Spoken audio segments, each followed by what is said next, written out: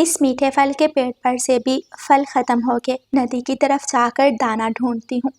रानू चिड़िया नदी की तरफ उड़ती है, लेकिन उसे वहाँ सिर्फ 2 सूखे सिट्टे मिलते हैं जो काले हो गए थे।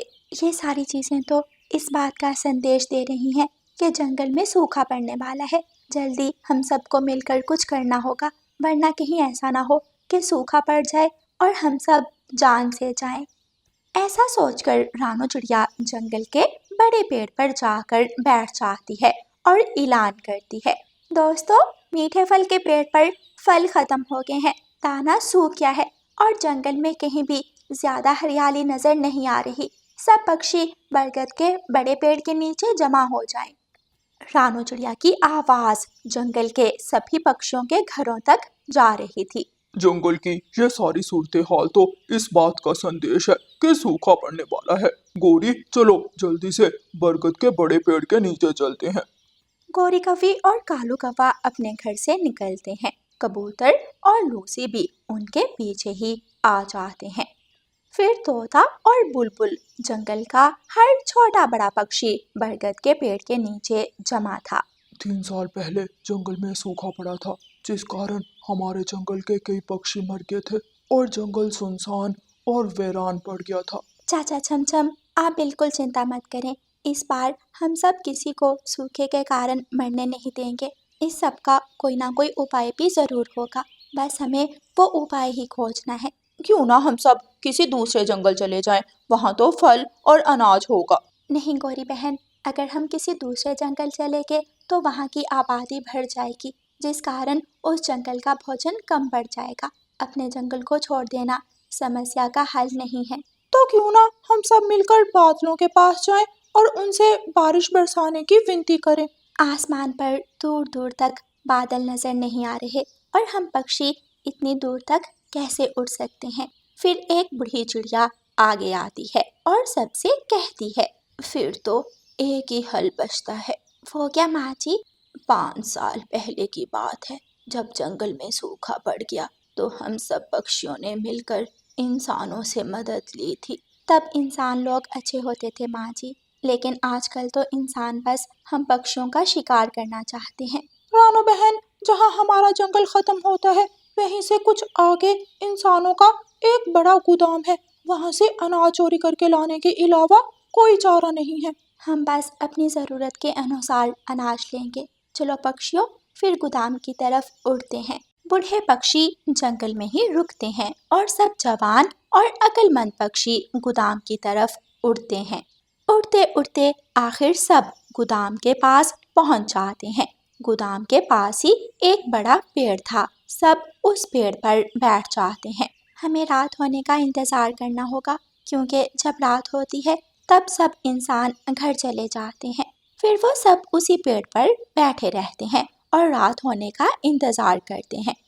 रात हो जाती है, सब इंसान अपने अपने घरों को चले जाते हैं और गोदाम बंद कर देते हैं। अब सिर्फ एक इंसान बंदूक पकड़े गोदाम के बाहर बैठा हुआ था। लगता है ये इंसान सारी रात यहीं रहकर गोदाम की रखवाली करेगा। हम सब गोदाम के अंदर नहीं जा सकते। गौरी और कबूतर भैया, आप दोनों यहीं रहो। मैं, कालू भैया और तोते भाई आप गोदाम के अंदर जाते हैं। हम खिड़की से बोरी बाहर फेंकेंगे तो तुम दोनों उठा लेना। ठीक है रानो, हम तैयार हैं, तुम दोनों बेफिक्र हो जाओ। फिर रानू चिड़िया, तोता और कालू कौवा गोदाम के पीछे की खिड़की से गोदाम में घुस जाते हैं। गोदाम में बहुत सी बोरियां पड़ी थीं जिसमें दाना था, लेकिन जैसे ही तोता आगे बढ़ता है एक सायरन बजता है और तोते के ऊपर एक जाल गिर जाता है। कालू भाई, तोते भैया के ऊपर से जाल हटाने में मेरी मदद करें। लेकिन तभी गोदाम का दरवाज़ा खुलता है और इंसान अपनी बंदूक लेकर अंदर आ जाता है। पकड़े के चोर, छोड़ूंगा नहीं तुम सबको। लेकिन तभी बाहर तेज बादल गरजते हैं और तेज बारिश शुरू हो जाती है। अरे ये क्या, बारिश शुरू हो गई। हमारा तो बहुत सा अनाज बोरियों में बंधा बाहर पड़ा है, सब भीग जाएगा। रानू चिड़िया के दिमाग में एक योजना आती है और वो इंसान से कहती है, प्यारे दोस्त इंसान, अगर हम सब दोस्त अनाज की वो बोरियां गोदाम के अंदर रखने में तुम्हारी मदद कर दें तो क्या तुम हमारे दोस्त को छोड़ दोगे? हाँ, मैं वचन देता हूँ, मैं छोड़ दूंगा। फिर रानो चिड़िया और कालो कौवा गोरी और कबूतर को भी बुलाकर लाते हैं। सब गोदाम के बाहर बोरियों के पास जाते हैं। सब बहुत तेजी से मिलकर जल्दी जल्दी अनाज की बोरियां उठाकर अंदर रखते हैं। इंसान, तुम भी जाकर बोरियां उठाओ, मेरे सर पर क्यों बैठ के हो? यार तोते दोस्त, तेरे दोस्त तो बहुत तेज हैं। इतना तेजी से काम तो हम इंसान भी नहीं करते जितनी तेजी से ये कर रहे हैं। इनको मैं ही ट्रेनिंग देता हूँ, मुझे भी आज़ाद कर दो, मैं अपने दोस्तों की मदद कर देता हूँ। ना ना, तुम सबका क्या पता, अगर भागे तो मैं क्या करूँगा। फिर सब पक्षी मिलकर सारी बोरियां उठाकर अंदर ले आते हैं। प्यारे इंसान, हमने सारी अनाज की बोरियां उठाकर अंदर रख दी हैं। अब हम चाहते हैं आप हमारे दोस्त को आज़ाद कर दो। तुम सब बहुत अच्छे हो। फिर इंसान तोते को आज़ाद कर देता है। सब उड़ने ही लगते हैं कि इंसान उन्हें रोक लेता है। पक्षियों, तुम सब ने इतनी मेहनत की है तो क्या कुछ लेकर नहीं जाओगे? अनाज की 2 बोरियां तुम ले जा सकते हो। सब पक्षी बहुत खुश होते हैं। फिर अगली सुबह सब उसी बड़े पेड़ के नीचे जमा होते हैं और सब पक्षी आपस में भोजन बांट लेते हैं। बारिश भी शुरू हो गई है, लेकिन इतनी जल्दी फल और अनाज नहीं उगेंगे। ऊपर वाले का लाख लाख शुक्र है कि उसने हमारी मदद की। तो फिर इसी खुशी में रानो बहन अपने पंखों की स्वादिष्ट स्वादिष्ट खिचड़ी बनाकर खिला दो। फिर रानो चिड़िया सब पक्षियों को अपने घर दावत पर बुलाती है और सबको स्वादिष्ट भोजन खिलाती है। प्यारे दोस्तों, मिल बांटकर हर मुश्किल से निकला जा सकता है, क्योंकि एकता में ही शक्ति है। और प्यारे दोस्तों, इस कहानी को लाइक, अपने दोस्तों के साथ शेयर और चैनल को सब्सक्राइब करना बिल्कुल मत भूलना। आपका धन्यवाद। सागर वाले जंगल में रानो चिड़िया और उसकी बहन पारो चिड़िया रहा करती थी। उन दोनों में बहुत प्यार था। वो एक दूसरे की हर बात पर विश्वास करती और एक दूसरे का ख्याल रखती। पारो बहन, प्लीज मुझे यूनिवर्सिटी में एडमिशन ले देना, मैं बहुत मेहनत करूंगी। रानो, तुम्हें नहीं पता, हमारे जंगल की यूनिवर्सिटी में बहुत आवारा पक्षी पढ़ते हैं, इसलिए रानो बहन, बस अब आगे मैं तुम्हें एडमिशन नहीं लेकर दे सकती। पारो बहन, मैं बस अपनी पढ़ाई पर फोकस करूंगी, प्लीज ले देना। रानो, मैंने कह दिया ना, नहीं मतलब नहीं। मैं नहीं बोलती आपसे। रानो चिड़िया अपनी बड़ी बहन पारो चिड़िया से नाराज हो जाती है और घर से निकल आती है। रानो चिड़िया नदी किनारे आकर बैठ जाती है और रोने लगती है। मैं कह तो रही हूँ कि मैं अपनी पढ़ाई पर फोकस करूंगी। पारो बहन क्यों नहीं मान रही मेरी बात? मैं भी पारो बहन से बात नहीं करूंगी। रानो चिड़िया ऐसे ही नदी किनारे बैठी खुद से बातें कर रही थी कि वहाँ गौरी कवि आ जाती है। रानो, अकेली बैठी क्या बातें कर रही हो और तुम रो क्यों रही हो? गौरी, मैं यूनिवर्सिटी में एडमिशन लेना चाहती हूँ, लेकिन पारो बहन नहीं मान रही। गौरी एक बहुत चालाक कवि थी, लेकिन रानो चिड़िया उसकी चालाकियों को नहीं जानती थी। तो इसमें क्या है, भला पारो तुम्हें क्यों नहीं लेकर दे रही एडमिशन? मेरी अगर तुम्हारे जैसी प्यारी सी बहन होती तो मैं कभी मना ना करती। पारो तुमसे प्यार ही नहीं करती। नहीं नहीं गौरी, पारो बहन मुझसे बहुत प्यार करती है। क्या करूं, रानो की इस जिद का। जंगल की यूनिवर्सिटी के हालात बिल्कुल ठीक नहीं है, लेकिन मैं उसे खुद से नाराज भी नहीं देख सकती। अच्छा, ले देती हूँ एडमिशन, अब पता नहीं कहाँ चली गई है।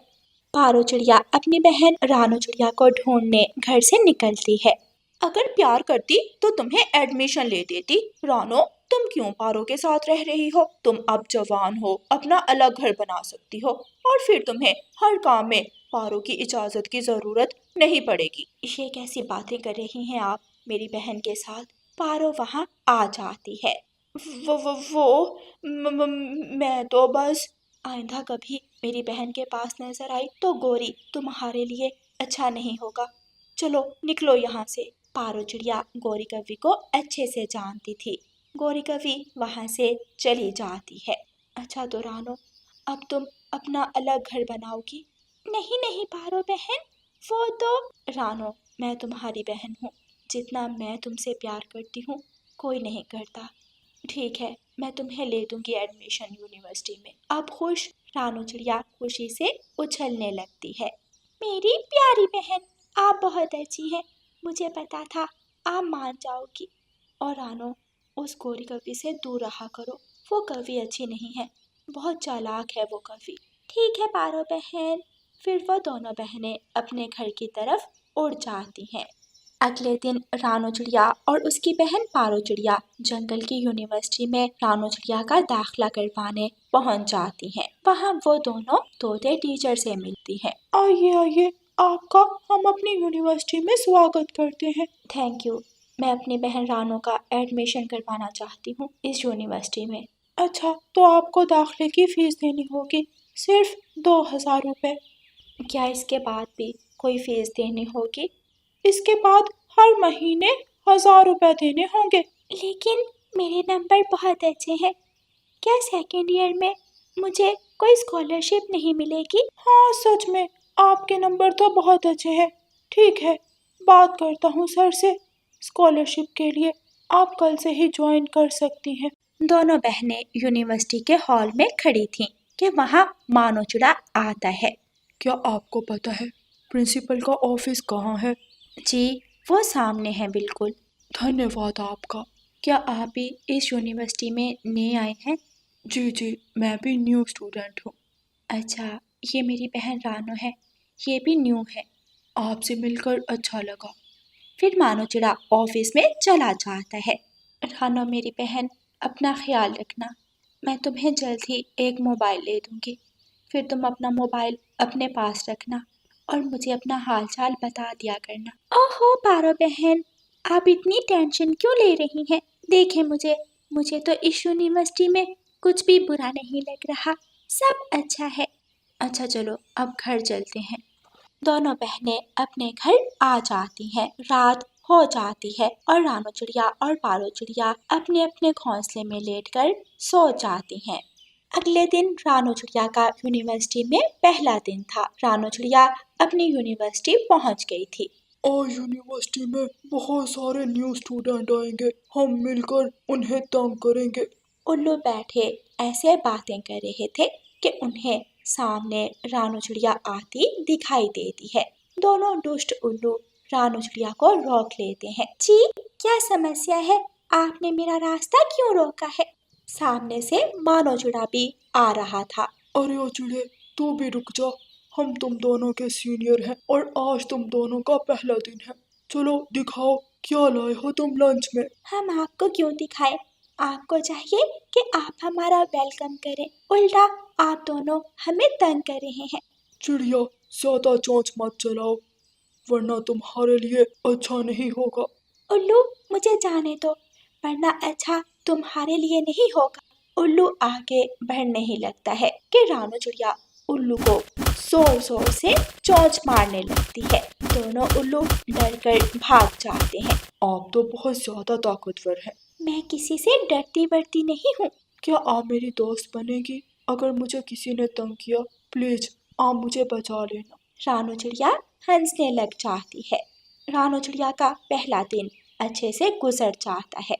रानू चिड़िया वापस घर आ जाती है। रानू, कैसा रहा तुम्हारा पहला दिन? बहुत अच्छा पारो बहन। किसी ने तंग तो नहीं किया तुम्हें? आपकी बहन हूँ पारो बहन, भला कोई तंग कर सकता है मुझे? जो भी तंग करेगा उसे नानी याद करवा दूंगी उसकी। पारो हंसने लग जाती है। अच्छा, मैं भोजन लाती हूँ, तुम नदी से चोंच धो आओ। ऐसे रानू चिड़िया यूनिवर्सिटी में रहना सीख जाती है। प्यारे दोस्तों, इस कहानी को लाइक, अपने दोस्तों के साथ शेयर और चैनल को सब्सक्राइब करना बिल्कुल मत भूलना। आपका धन्यवाद।